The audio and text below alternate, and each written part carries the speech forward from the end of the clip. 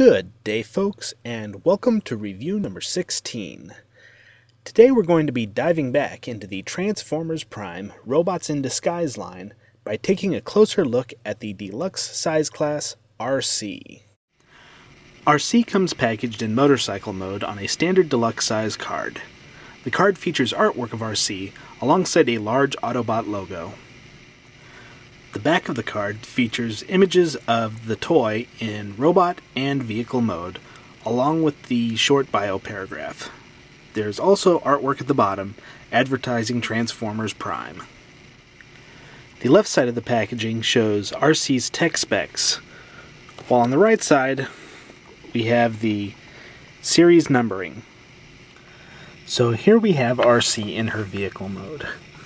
And overall, she's a fairly accurate representation of her motorcycle. Do have a few complaints though. The blue seems like it's too light of a blue. It almost looks about like the blue of my old Monte Carlo that I drove in high school, rather than the darker blue that we more associate with her from the animation model. Other thing I've noticed is that there's a lot of molded detail that doesn't have paint apps, and I think they could have done more to put a few more paint apps on this and make it look just a little bit better. One of the gimmicks of the RiD line is that they all have places to attach their weapons in vehicle mode, whereas the weapons are prominently displayed or supposedly functional.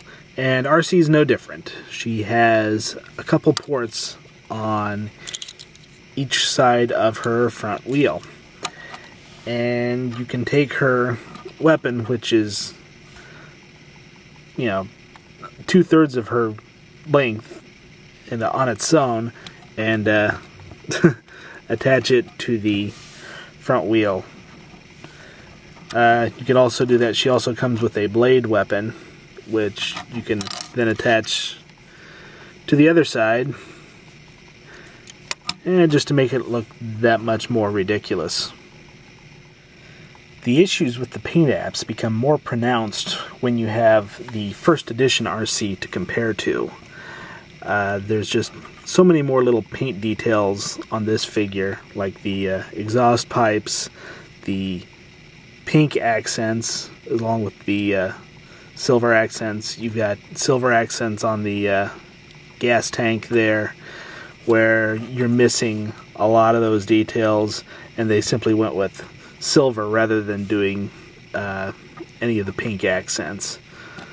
So, and I'll be the first to admit too that my first edition RC does have some QA problems with the paint applications on it too. But even with those poorly applied paint apps, in vehicle mode anyway, the first edition does look better.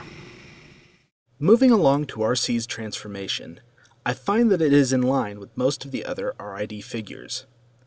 Not too difficult, fairly quick, and there's at least one step in the transformation that's a little more interesting than the rest. Like the other RiD figures, RC has an automorph feature that involves her head reveal. It works well with this figure, and I find it one of the more interesting points in the transformation. The most difficult step seems to be separating the wheel halves to separate the legs. I find I have to work my thumbnail in the seam to get them apart. Overall, it's a good transformation, but bordering on being too simple. So here's RC in her robot mode. And there are some good things and some bad things about this. Posability in general is okay, but she's missing a few joints that I think could have helped a little bit if they had done something a little bit more with this with her feet to give her just a little bit more of an ankle tilt. I think that may have helped some. The ball joints in her shoulders are kind of limited. If you follow the instructions, they have you push these parts all the way down, which gives you almost no movement in those shoulders. I tend to push them back up about halfway, so she's got a little bit more up flexibility, but there could be a little bit more movement in there. Then of course you've got this gigantic backpack here, which, depending on what kind of poses you're wanting to do, can throw her balance off a little bit. Color-wise, again, you've got that lighter blue color, which doesn't look quite right. The paint apps look a little bit better in robot mode, but there's definitely some areas missing. And speaking of missing paint apps, one very noticeable difference is the accents along her face. The cartoon model, and in fact the first edition toy as well, which we'll see in a bit, have the pink paint along the side of her face and on the crest, and this, they just went silver everywhere. And I think that takes, especially in the face, that takes away a little bit from Arcee. And here we have Arcee with her weapons on, and well, if she was a male, I might say she was compensating for something here, but yeah, these weapons are just ridiculously huge for her small frame.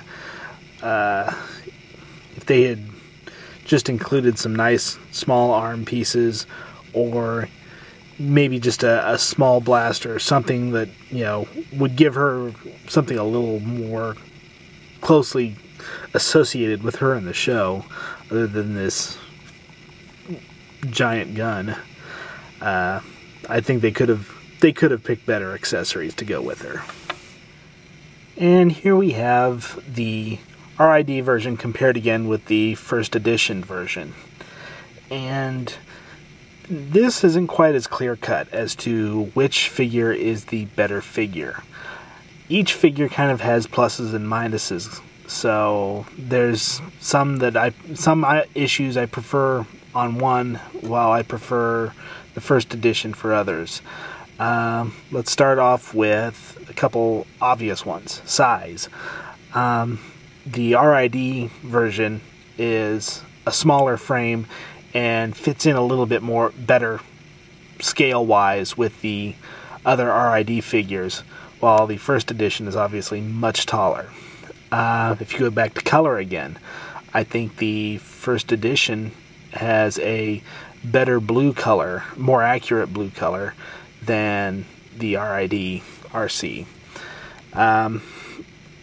Articulation, I think they're probably about equal on articulation. Backpack wise, again, it's kind of a plus and a minus here, because while the RiD backpack is just huge, at least these wings back here are separate, which is a little bit more accurate, while the first edition one has the wings on her shoulders, so they kind of move about, so it's not quite as accurate. Paint applications, the first edition has the pink paint apps, which is much more accurate, while they went with only silver apps on the RiD. So arms, the RiD arms, I think, are more accurate, better looking arms than just the plain black ones on the first edition. So it's kind of a take your pick of which one's better. I think it comes down to personal preference. look-wise, I like the looks of the first edition better, but because of some quality control issues, I think, at least for me anyway, of my two figures, the RiD is a little bit better figure because of some paint applications and the fact that I can just do that. There is an issue with the first edition ones where the left arm socket doesn't fit quite right on the ball. A lot of people have been able to fix this by shaving some material out of there. I have shaved it down where it's pretty thin in there, and it still won't fit on right. So I kind of have to be a little careful with her. So again, I think it's up to each person to decide which figure they like better.